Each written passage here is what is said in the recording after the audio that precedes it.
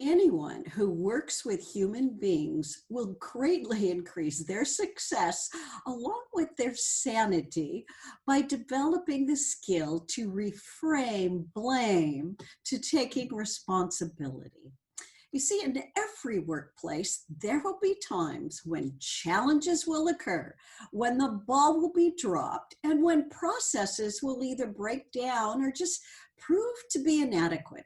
And when these things happen, effective and successful leaders reframe blame to responsibility.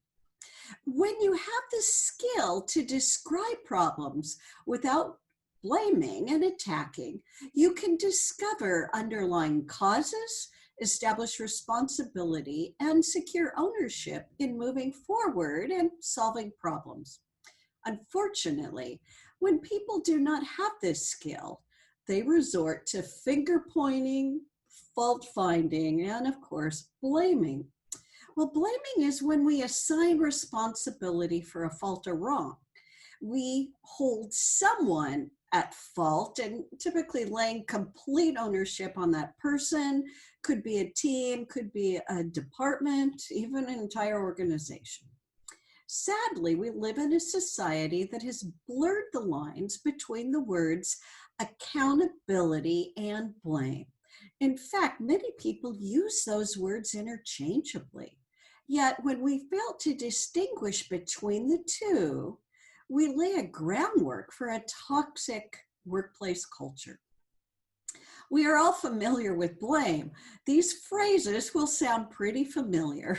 It's all your fault, or your refusal to hold your team accountable, whatever, if you would have, or because you, they really sound familiar. Now, why is blame a problem? Well, let's start with the 3 Ds. Blame produces defensiveness, disagreement, and denial. That's because accused people defend themselves any way they can. Nobody wants to be blamed, especially unfairly. So we put all of our energy into defending ourselves and striking back. And as this happens, the blame roulette wheel turns and turns, and interactions grow increasingly ugly. Relationships erode, break down. And instead of addressing issues of concern, the focus moves on defending dignity. Now, it makes sense that we become defensive. That's because blame evokes fear of punishment. And it's been proven that most of our destructive acts stem from the fear that something harmful will be done to us.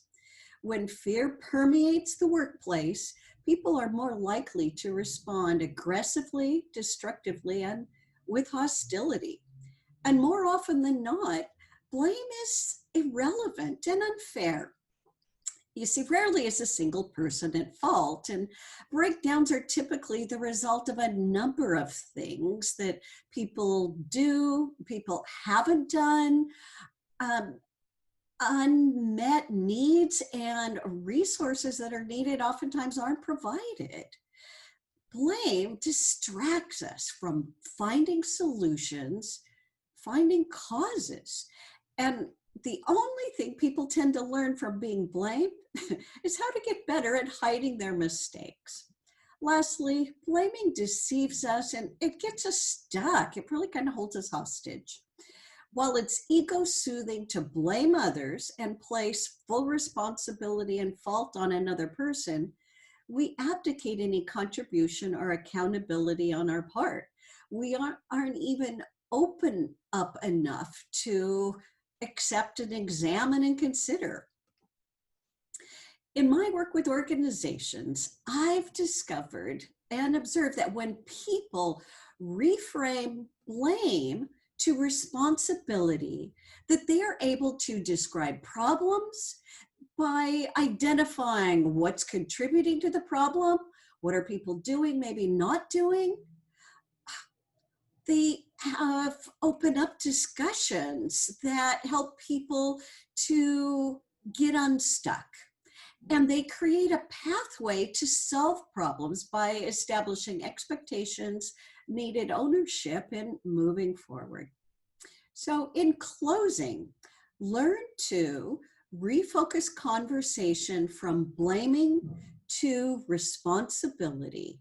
And join me in video number 2, where we explore some quick responses for putting an end to blaming and inviting people to consider what is their responsibility to move forward in order to find solutions.